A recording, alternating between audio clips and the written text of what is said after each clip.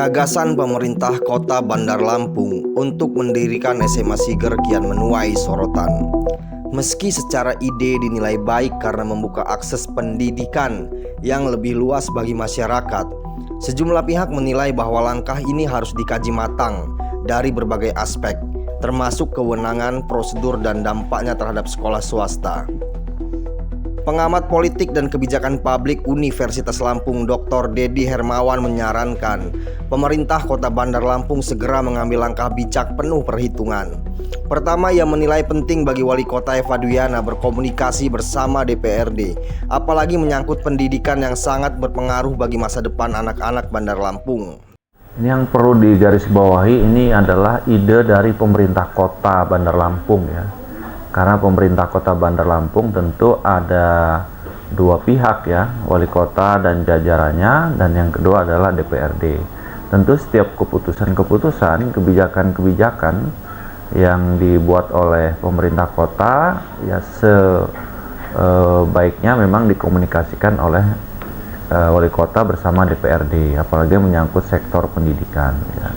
Dari sisi ide, memang ide tentang upaya untuk memberikan akses yang luas pada warga Kota Bandar Lampung, khususnya masuk ke jenjang pendidikan atas, itu ide yang bagus.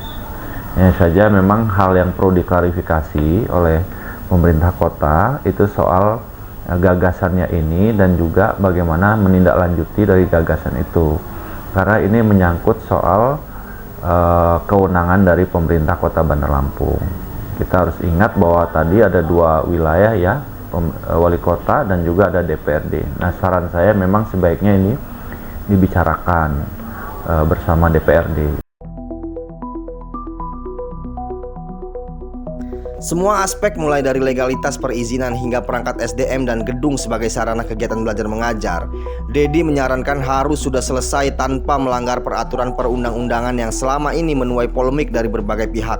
Apalagi untuk meluruskan niat yang baik memerlukan perencanaan dan proses yang terstruktur.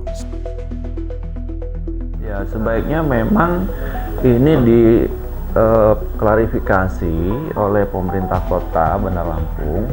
Pastikan bahwa seluruh proses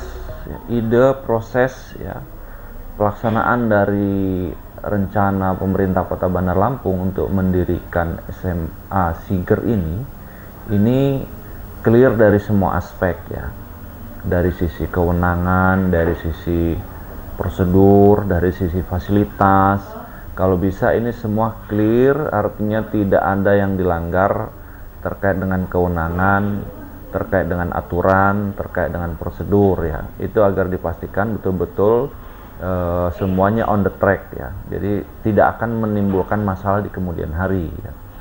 Sekali lagi dari sisi ide ini sangat baik ya. Walaupun saya memandang bahwa ide atau rencana kebijakan ini sebaiknya diproses secara matang. Dari sisi ide, kemudian dari sisi pelaksanaan, sebaiknya ini memang betul-betul dipersiapkan secara maksimal sehingga tidak menimbulkan atau mengurangi resistensi dan persoalan di kemudian hari. Dari sisi ide misalnya, apakah ide tentang pendirian SMA Siger ini memang merupakan satu kebutuhan dari warga Kota Bandar Lampung? Karena kita juga mendengar ada keluhan-keluhan dari pengelola SMA yang swasta misalnya. Kemudian dari sisi pelaksanaan, soal legalitas, prosedur dan sebagainya, ini juga harus dipastikan tidak ada masalah ya. Sehingga dari sisi koordinasi juga ya, koordinasi antara, karena ini kewenangan sekolah menengah atas ini kan ada di domainnya pemerintah provinsi ya. Nah, saya mencermati ya syukur alhamdulillah Wali Kota sudah merespon karena terjadi polemik, terjadi saran dan masukan. Maka beberapa waktu yang lalu saya lihat Wali Kota dan beberapa pihak terkait dari lingkungan pemerintah kota itu sudah bertemu dengan gubernur. Salah satu yang dibahas juga mengenai sektor pendidikan. Artinya sudah ada upaya untuk koordinasi dengan pemerintah provinsi.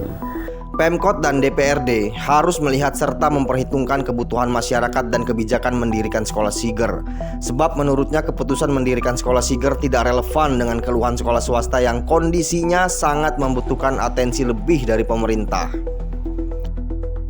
Tapi sekali lagi ya pastikan betul bahwa rencana ini memang betul-betul komprehensif dan memang kebutuhan, dan kalau bisa ya mengcover juga kepentingan-kepentingan dari sekolah swasta yang ada di Bandar Lampung. Perlu didengar juga ya saran dan masukan mereka, karena di sisi yang lain mereka juga sedang mengalami krisis murid gitu kan. Nah, apakah ini memang sebuah solusi yang tepat? Nah, ini saya pikir perlu dibuka ruang ya. Ketika pemerintah kota menggagas tentang pendirian SMA Siger, pertama pihak-pihak yang punya kewenangan, provinsi diajak bicara, dan juga masyarakat yang juga berkontribusi untuk meningkatkan dunia pendidikan, khususnya sekolah swasta, itu juga diajak bicara. Kalau bisa kebijakan ini saling menguatkan sebenarnya, bersinergi, terutama untuk kepentingan pendidikan warga kota Bandar Lampung. Kebijakan pemerintah harus berbasis data dan partisipatif sehingga dapat menghindari masyarakat dari dampak negatif. Sebab menurutnya kebijakan yang dirancang secara tidak cermat dan tidak komprehensif dapat merugikan pemerintah kota dan masyarakat secara luas. Ia menyarankan agar seluruh proses penyusunan kebijakan publik melibatkan partisipasi masyarakat.